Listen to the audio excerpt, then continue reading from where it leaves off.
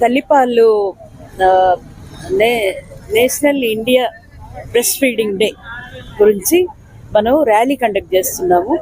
తల్లిపాలు బిడ్డకి శ్రీరామ రక్ష అనే స్లోగన్తో పెట్టుకొని చేస్తున్నాము. మనం ఎందుకు ఇది అంటే తల్లి పాలకి మించినంత బలమైన అది ఏది బిడ్డకి ఉండదు. కంపల్సరిగా తల్లి జాగ్రత్తలు తీసుకొని పాలు ఉండేటట్టు మంచి ఆహారం తీసుకొని తర్వాత బిడ్డకి తప్పనిసరిగా పాలు పట్టించాలి. 6 నెలల నుంచి సంవత్సరం వరకు ఇస్తే ఇంకా బిడ్డ బాగా ఉంటుంది. దీంట్లో చాలా వరకు పుట్టిన వెంటనే మన విలేజెస్లో కానీ ఇక్కడ చాలా వరకు ఒక 20 years నుంచి ఈ హెల్త్ ఎడ్యుకేషన్ అవేర్నెస్ క్యాంపెయిన్ నేను మెడికల్ ఆఫీసర్ అప్పటి నుంచి కూడా చూస్తున్నాము. తల్లికి వెంటనే బిడ్డ పాలు తాపించకూడదు, ముర్రుపాలు అపాయకరం అవుతాయి అని వాటిని పిండి కింద పోయటం జరుగుతుంది. అట్లా చేయకూడదు. ఆ ఫస్ట్ వచ్చే పాలు మొదటి పుట్టిన 1 గంటలో 2-3 గంటల్లో వచ్చే పాలే తల్లి బిడ్డకి మెదడు పెరుగుదలకి వాళ్ళ అంటే రోగ నిరోధక శక్తి ఇవన్నీ యాంటీబాడీస్ ఇవన్నీ ఉంటాయి ఆ పాలలో. కాబట్టి పాలు తప్పనిసరిగా పుట్టిన వెంటనే ఒకవేళ బిడ్డ రొమ్ము పట్టుకొని తాగలేకపోయినా పిండి ఉగుగినితో అయినా తాపించాలి పిల్లకి. అంత ఇంపార్టెంట్ అన్నమాట పుట్టిన వెంటనే బిడ్డకి తల్లి పాలు పట్టించడం అనేది.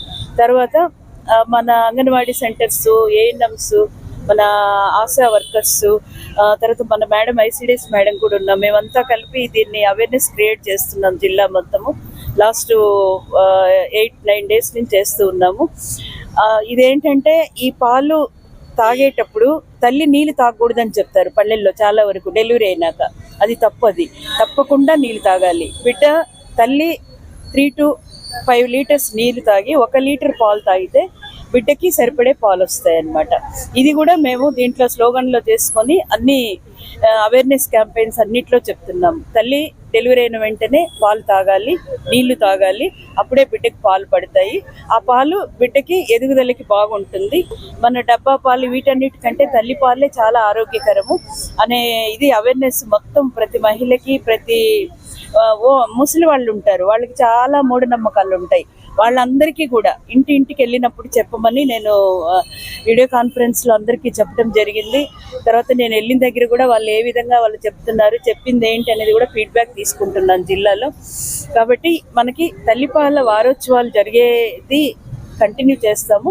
తర్వాత వారోత్సవాలు అయిపోయినాక కూడా మా హెల్త్ డిపార్ట్మెంట్ నుంచి మేము కంటిన్యూగా ఈ తల్లిపాలు ఎంత ఉపయోగకరము బిడ్డకి ఎదుగుదలకి తర్వాత వీటికి చెప్తూనే ఉంటాము. తల్లికి అవేర్నెస్ ఇస్తాము. యాంటీనేటల్ చెకప్స్ అప్పుడు కూడా వాళ్ళు మంచిగా నీళ్ళు తాగాలి, ఆహారం తీసుకోవాలి. డెలివరీ అయినా కూడా బాగా బిడ్డకి పాలు ఇవ్వాలి. ఈ పాల వల్ల బిడ్డ ఎదుగుదల బాగుంటుంది, ఏ రోగాలు రావు. ఇప్పుడు మనం డబ్బా పాలు అవి కలిపి తాపటం వల్ల వాళ్ళకి డయేరియా, వాంతులు ఇవన్నీ వస్తాయి. ఎందుకంటే చాలా వరకు అది ఎట్లా కలుపుకోవాలనేది కొంతమంది వింటారు, కొంతమంది వినరు. ఆ డబ్బా పాలు అన్హైజీనిక్గా కలపటం వల్ల కూడా వాళ్ళకి చాలా ఇవి డయేరియాను, వామిటింగ్స్ రావటము, బిడ్డ ఎదుగుదల సరిగా లేకపోవటం ఇవన్నీ ఉంటుంది.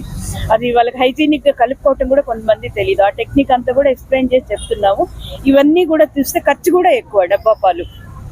సో అంతవరకు వెళ్ళకుండా డెలివరీ అయిన వెంటనే తల్లి బిడ్డకి పాలు తాపాలి, బిడ్డకి ఖర్చు తక్కువ, తర్వాత తల్లిపాలు ఆరోగ్యకరము అనేది ఈ స్లోగన్ అంతా మేము అనంతపురం జిల్లా మొత్తము మా వైద్య ఆరోగ్య శాఖ నుంచి ఐసిడిఎస్ మేడం ఉన్నారు, ఆ మేడము అంగన్వాడీ సెంటర్స్ నుంచి అందరికీ కూడా చెప్పి ఇదంతా మొత్తం కూడా కంటిన్యూస్ ప్రోగ్రామ్ కింద కూడా మేము చేయదలుచుకున్నాం. పాలు తాగటం వల్ల తల్లికి బిడ్డకి ఉండే ప్రేమ అనేది అట్లా పెరిగి దానివల్ల బిడ్డ కూడా ఆరోగ్యంగా పెరగటము, తర్వాత ఏ జబ్బులు లేకుండా సెక్యూర్గా అంటే బిడ్డ సెక్యూర్గా అనిపిస్తుంది అనమాట.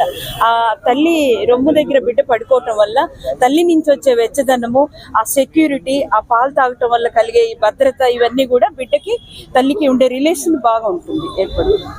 ప్రపంచ తల్లిపాల వారోత్సవాల సందర్భంగా ప్రతి అంగన్వాడీ కేంద్రంలో ఈ వారోత్సవాలు నిర్వహించడం జరుగుతోంది.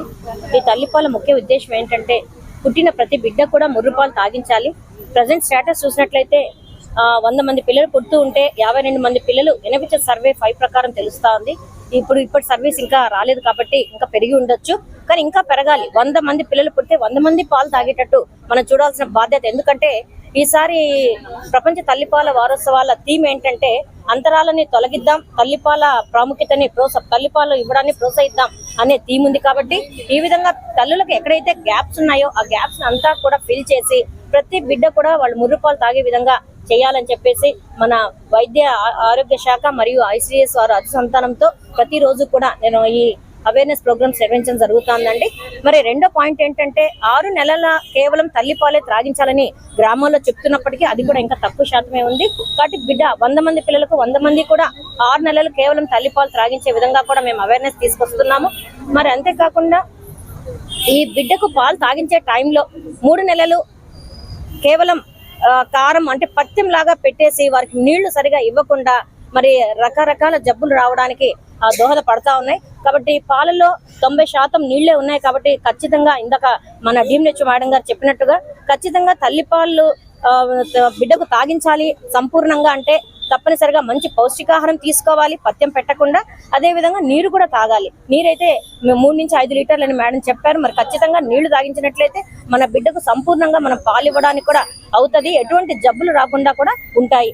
మరి అంతేకాకుండా మా డిపార్ట్మెంట్ ద్వారా చెప్పడం ఏంటంటే 6 నెలల తర్వాత తల్లి పాలతో పాటు అనుబంధ ఆహారం కూడా ఇవ్వాలి, అలవాటు చేయాలి అని చెప్పి అంగన్వాడీ కేంద్రాలలో అన్నప్రాసన కూడా నిర్వహించడం జరుగుతుంది. దీని ముఖ్య ఉద్దేశం ఏంటంటే బిడ్డ ఎదుగుతూ ఉంటారు కాబట్టి తల్లిపాలు సరిపోవు. కాబట్టి ఖచ్చితంగా తల్లిపాలతో పాటు అనుబంధంగా అనుబంధ ఆహారం ఇంట్లోనే తయారు చేసిన ఆహారం, ఇందాక మేడం డబ్బా పాలు అన్నారు, మరి బయట ఆహారం కూడా తినిపించకూడదని చెప్పారు. అలాగే ఎటువంటి ఆహారం బయట నుంచి తీసుకురావాల్సిన అవసరం లేదు. మన ఇంట్లో తయారు చేసే ఆహారాన్నే మెత్తగా బిడ్డకు ఎలా తినిపించగలుగుతామో అలా తినిపించినట్లయితే బిడ్డ సంపూర్ణంగా ఎదుగుతుంది, ఎటువంటి జబ్బులు రాకుండా ఉంటది. మరి అంతేకాకుండా తల్లికి బిడ్డకి ఇద్దరికి కూడా ఆరోగ్యంగా ఉండడానికి అవకాశం ఉంటుంది.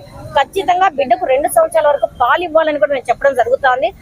కాబట్టి ఇంకా అవగాహన కార్యక్రమాలు ఇంకా కూడా చేయవలసిన అవసరం ఉన్నది. ఎందుకంటే మనము కొత్త మంది గర్భవతులు బాలింతలు వస్తూ ఉంటారు, ఈ రోజు ఉన్న వాళ్ళు రేపు ఉండరు. కాబట్టి ఖచ్చితంగా దీన్ని కంటిన్యూ చేద్దాము.